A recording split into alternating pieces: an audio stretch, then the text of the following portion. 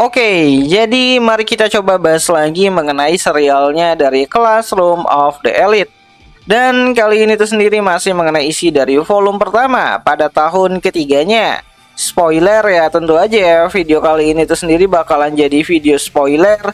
Jadi jika kalian itu tidak keberatan, yuk mari kita coba lanjutkan.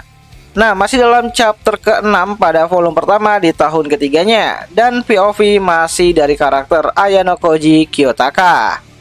Setelah aku pindah kelas, hubungan pertemananku perlahan mulai berubah.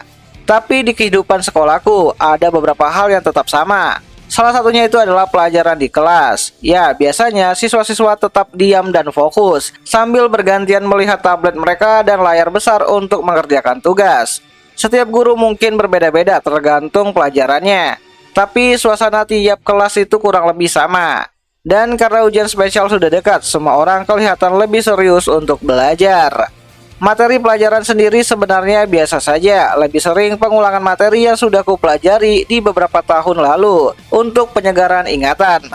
Kalaupun ada satu kelebihan di kelas C dibandingkan kelasnya Horikita, itu adalah cara mereka belajar lebih efisien dan juga cepat. Tentu saja setiap orang punya kecepatannya tuh berbeda-beda dalam menyerap pelajaran yang ada. Di kelas Horikita, kalau ada siswa seperti Ike dan juga Hondo yang tidak paham akan pelajaran yang sedang diterangkan, mereka sering menghentikan guru untuk bertanya. Jadi pelajaran sering terganggu. Sebaliknya di kelas 3C, siswa-siswanya lebih bersemangat untuk belajar, lebih cepat paham dan sudah menguasai teknik belajar yang efektif. Jadi pelajaran bisa berjalan dengan sangat lancar. Ya, mereka punya dasar akademis yang kuat, menciptakan siklus positif yang meningkatkan kemampuan belajar semua siswa. Dan hari ini akhirnya ada hari belajar mandiri, di mana semua orang bisa sedikit santai.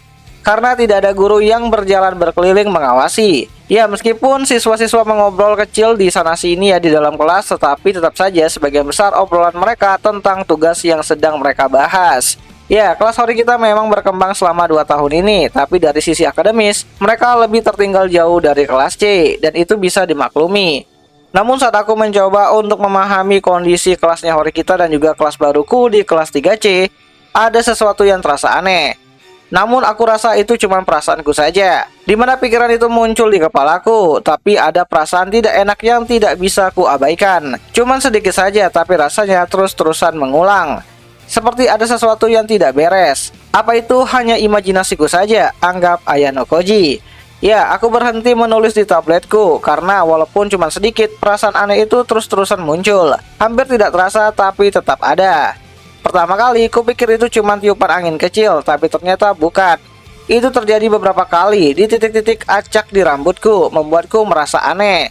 Dan sambil mencoba mencari tahu penyebabnya, aku perlahan menoleh ke arah belakang. Ada masalah, ucap Morishita yang sedang menatapku dengan serius. Berbisik begitu pelan sampai hampir tidak terdengar. Sama sepertiku, dia sedang memegang pena di tangannya, seolah-olah fokus mengerjakan tugas yang ada di tabletnya. Tidak ada, ucap Ayano Koji. Tolong jangan menoleh saat ada pelajaran, meskipun saat belajar mandiri, itu kebiasaan murid nakal. Kerjakan tugasmu dengan benar, ucap Morishita. Ya, itu adalah alasan yang masuk akal dan sulit untuk dibantahkan. Lagi pula setelah aku menoleh tadi, perasaan aneh di rambutku menghilang. Jadi mungkin memang lebih baik tidak dipikirkan terlalu dalam. Dimana aku kembali lagi menghadap ke depan dan melanjutkan pekerjaanku yang ada di tablet. Tapi pada saat itu, saat aku baru saja memulai untuk menulis kembali, perasaan aneh itu kembali lagi muncul. Seperti ada sesuatu yang menarik rambutku pelan-pelan.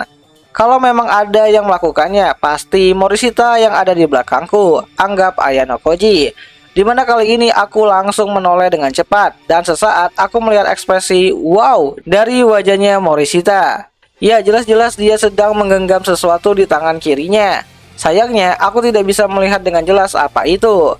Menatap wajahku dari dekat, kamu mesum banget ya, ucap Morishita. Itu bukan maksudku. Ngomong-ngomong, kamu lagi ngapain di belakang kepalaku? Tanya Ayano Koji. Ya, aku merasa tidak punya pilihan lain selain bertanya langsung kepada Morishita. Tidak, aku cuma mengerjakan tugasku seperti seharusnya, balas Morishita. Dimana dia mengetukkan penanya ke tabletnya beberapa kali, tapi itu malah membuat tingkahnya semakin mencurigakan. Dan memang, walaupun ini waktu belajar mandiri, tetap saja ini jam pelajaran. Aku tidak bisa sembarangan menoleh ke belakang kapanpun aku mau. Namun tetap saja ada sesuatu yang jelas-jelas terjadi di belakang kepalaku. Ya, walaupun Morishita berusaha pura-pura bodoh, tapi dari tatapan teman sekelasku, aku bisa merasakan kalau situasinya lebih rumit daripada yang kubayangkan.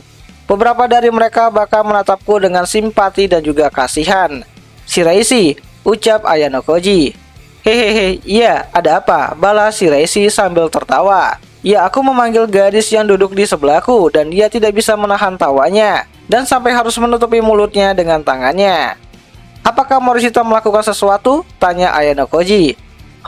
Aku nggak tahu," balas Shiraishi.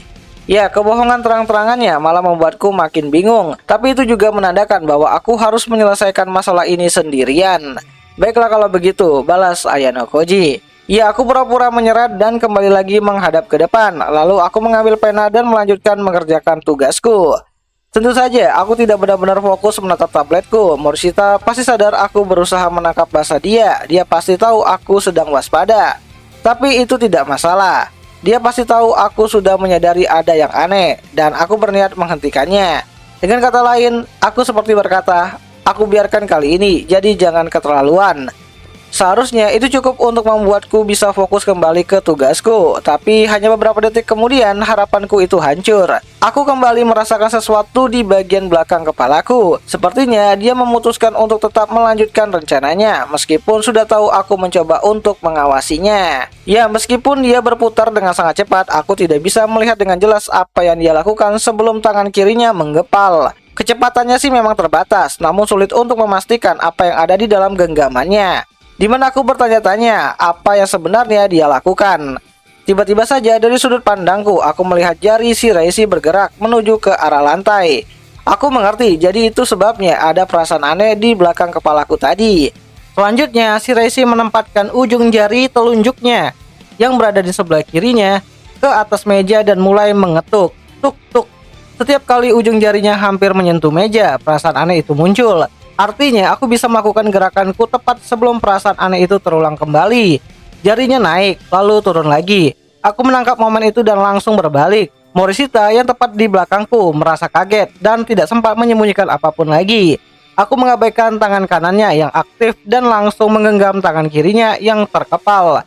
Lalu membukanya paksa. Di dalamnya ada sesuatu yang tidak seharusnya ada di kelas. Penghapus sederhana yang jarang kami gunakan lagi.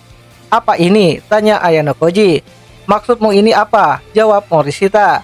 "Lalu bagaimana dengan serpihan penghapus kecil yang berceceran di lantai?" tanya Ayano Koji kembali. "Aku tidak tahu," balas si Morishita. Bermain bodoh sudah tidak berguna lagi. Ternyata Morishita telah mengosongkan penghapusnya di meja, mengumpulkan serpihannya, dan melemparnya kembali ke rambutku. "Lebih baik mengaku sekarang, Morishita," ucap Shiraishi. "Terima kasih bantuannya, Shiraishi. Kamu memberitahuku waktu yang tepat untuk menangkapnya," ucap Ayano Koji. "Oke, aku mengerti. Kau lebih licik dari yang kukira," Asuka Shiraishi, balas Morishita. "Maaf, aku hanya tidak tahan melihat Ayano Koji terus menderita," ucap Shiraishi. "Morishita, bukankah hal seperti ini biasa disebut perundungan?" tanya Ayano Koji. "Perundungan? Itu tuduhan yang konyol. Coba pikir, jika anak kucing menggaruk singa, apa itu disebut sebagai perundungan? Bayangkan saja." Jelas Morishita secara random. Tidak sih," balas si Ayano Koji. "Benar kan, perundungan itu ketika yang kuat menindas yang lemah. Ayano Koji Kiyotaka adalah calon ketua kelas kita, lebih kuat secara fisik. Sementara aku hanyalah gadis lemah. Dari sudut manapun, jelas siapa yang lebih kuat dan siapa yang lebih lemah.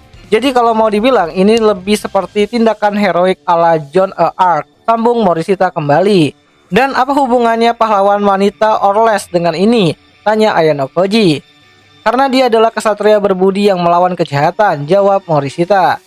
"Aku yang jahat dan Morishita yang baik. Itu sama sekali tidak masuk akal dalam konteks kali ini," anggap Ayano Koji. "Lucu sekali," Shiraishi bergumah, menyaksikan perdebatan antara kami berdua dengan senyum kecilnya. Ya, kalau hanya melihat penampilannya saja, memang Morishita bisa dibilang gadis yang imut. Tapi menyebut tingkah lakunya lucu mungkin hanya masuk akal bagi orang yang bukan korbannya, anggap Ayano Koji. "Sepertinya aku akhirnya paham kenapa Sugio dengan mudahnya melepaskan kursi ini. Jadi ini alasannya?" tanya Ayano Koji.